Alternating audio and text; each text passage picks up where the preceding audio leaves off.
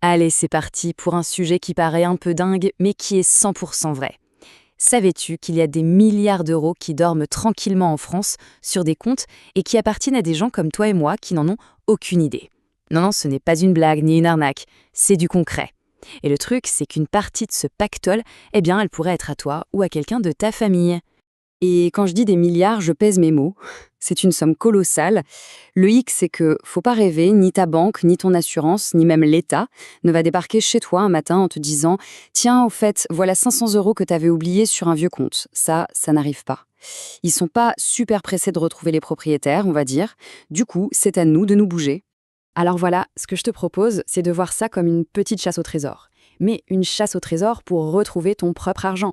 On va regarder ensemble, pas à pas, comment faire, et tu vas voir, c'est complètement légal, et la plupart du temps, c'est même super simple. Allez, on y va. Bon, pour attaquer, on va se concentrer sur deux pistes. On va les appeler les deux pistes en or. Pourquoi? Parce que ce sont de très loin les plus faciles à suivre, et surtout celles qui ont le plus de chances de rapporter gros. Franchement, si tu ne devais faire que deux trucs après avoir vu ça, ce seraient ces deux-là. Ok, première piste, Cyclade. Retiens bien ce nom. En gros, c'est le site officiel où atterrit tout l'argent des comptes en banque oubliés. Dès qu'un compte n'a pas bougé pendant 10 ans, hop, la banque envoie l'argent à la caisse des dépôts, et là, l'État le garde au chaud pendant 27 ans avant de dire «c'est à moi», 27 ans. Ça te laisse une marge énorme pour aller le réclamer. Et le truc vraiment top avec Cyclade, c'est que c'est ultra simple. La recherche, elle est gratuite, ça prend 2 secondes et n'importe qui peut le faire. Tu rentres juste ton nom, ta date de naissance et le site te dit direct s'il y a quelque chose pour toi. Pense aussi à le faire pour tes parents, tes grands-parents, c'est souvent là qu'on trouve des pépites, genre un vieux livret A ouvert il y a 50 ans et complètement oublié. Et ça, ce n'est pas juste de la théorie, hein. J'ai un exemple tout bête. Une amie a fait la recherche pour sa grand-mère. Résultat, 1400 euros retrouvés. Et le plus fou, c'est que toute la procédure a pris à peine 2 semaines. Franchement, pour 1400 euros, ça vaut le coup de passer 5 minutes sur un site, non?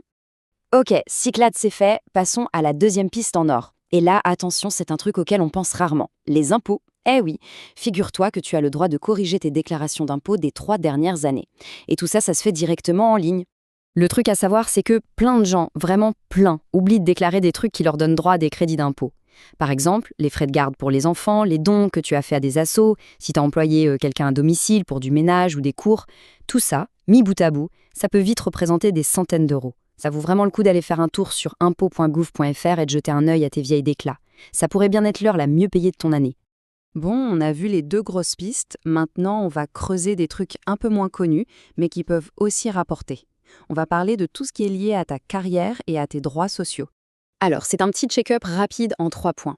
Premier point, la retraite. Va sur le site Mon Compte Retraite et vérifie que tous tes petits boulots, tes jobs d'été, tes CDD, que tout a bien été compté. Parfois, il y a des oublis. Deuxième point, les aides sociales. Il y a un site génial qui s'appelle Mes droits sociaux. Tu fais une simulation, ça prend 5 minutes et ça te dit si tu as droit à une aide que tu ne touches pas, comme la prime d'activité par exemple. Et troisième point, l'épargne salariale. Si tu as changé de boîte, il est possible que tu aies laissé de l'argent sur un plan d'épargne. Un petit mail à ton ancien service RH, ça ne coûte rien et ça peut rapporter. Allez, on continue. Dernière grande famille de pistes à explorer, les remboursements du quotidien. Là, on va parler de l'argent que pourraient te devoir des boîtes avec qui tu as eu des contrats. Ton assurance, ton ancien proprio, ton opérateur téléphonique. Là aussi, 3 réflexes à adopter.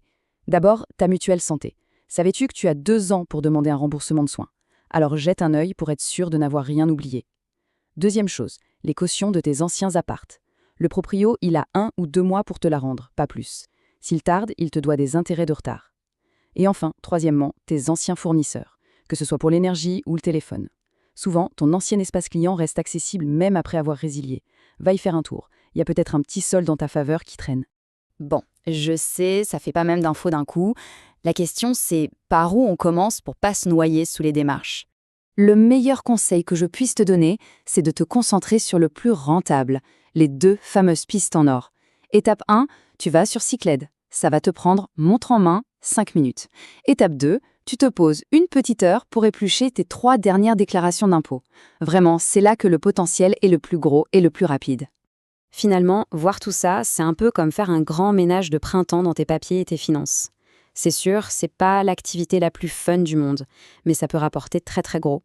Et ça amène une question assez sympa. Si tu passes quelques heures à faire ça et que tu récupères, disons, 2000 euros, ça te fait un taux horaire plutôt pas mal, non? Alors, la chasse au trésor est officiellement ouverte.